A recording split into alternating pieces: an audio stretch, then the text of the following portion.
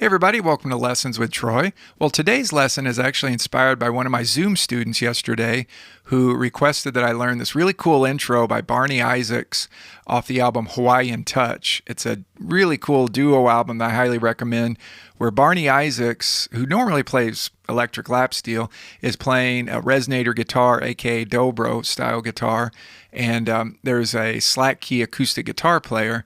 And the song where this intro comes from is track 10 from that album called Aloha Nui Ku Uipo. And the slack key guitar player is George Kuo. Hope I'm pronouncing those right. But anyways, took me forever to figure this out. There's a lot going on in it. And I told my student, I said, I really like Barney playing because he plays these crazy chords. He's kind of like, to me, the Joe Pass of lap steel, just such really cool chords. So let's dive into this. But before we do, let me talk about the bar that I'm using and why I'm using this bar. So if we zoom in here, the first chord that I'm going to play here is this chord. Isn't that a cool sounding chord? Now, this chord required me to use a totally different bar than what I normally use. Normally, I use this shear horn stainless steel bar. Looks like that, right? Check out the ends of that bar. Okay, this particular first chord, the technique that I'm having to use to play it is requiring this bar with a rounded tip. Okay, so let me show you what this bar is and some alternatives to it too. This is a Shub SP-2 bar, and it has a rounded tip here on the end, and on this end it has a flat end. So I'm specifically using this bar because it has the rounded end, but it also has the grips on the edge. Now, what I'm sure you're looking at this black, wondering what I did there. I put some of that adhesive foam grip tape that I use on my Duesenberg on the benders. I put it just on one side because I wanted my thumb to be able to move freely on this side of the bar, for when I'm doing slants, like.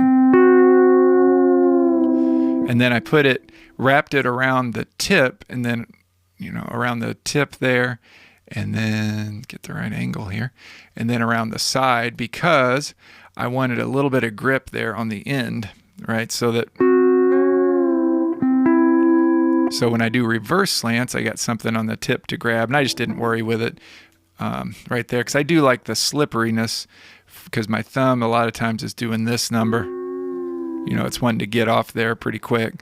But Shub SP-2, now what that rounded tip does is it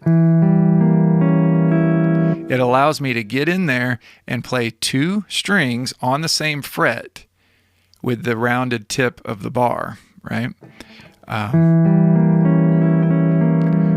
What that's called is a split bar chord. I mean, a lot of times when you do a split bar chord, a lot of people think of it more as a slant, like this, where I'm playing strings. Let me get the other angle here so you can see. Strings 2, 3, and 5, right? 2, 3, 5. Let's say this would be more of a C7 chord right there. And that was something I really need to practice, but I love these split bar chords with this kind of a bar, right? What you end up doing is you use the round part of the bar right there to get two notes on the same fret. You skip a string, and then you do a slant on the next string.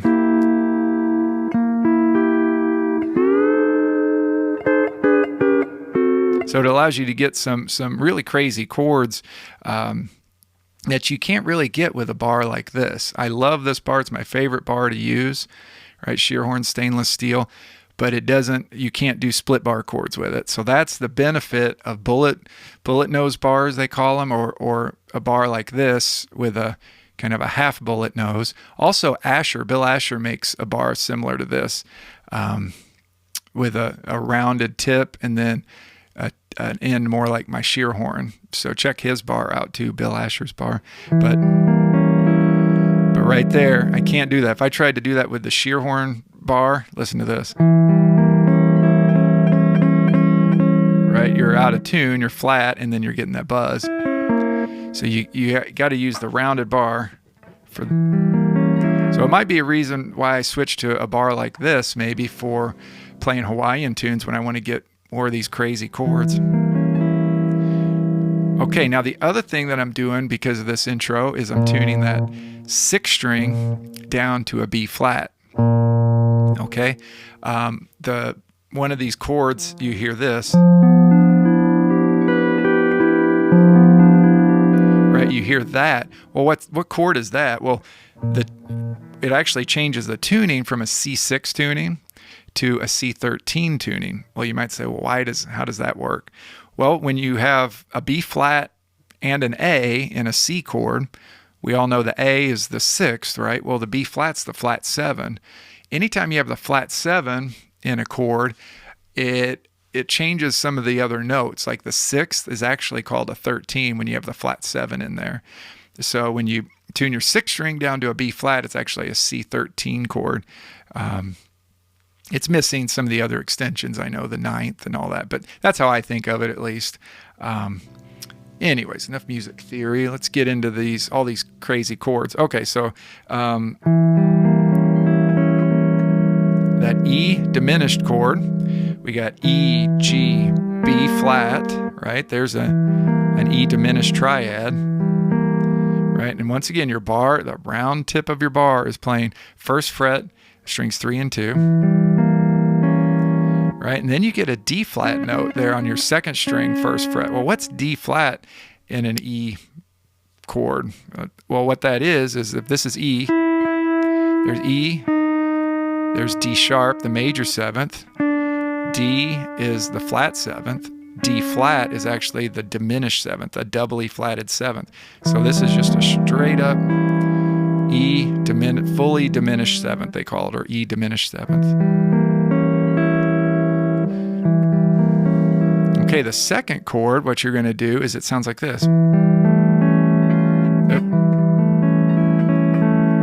And that's going to be an A7 chord. Now, keep in mind it's an A7 over E, right? Over E means an E in the bass, right? There's our E note. So an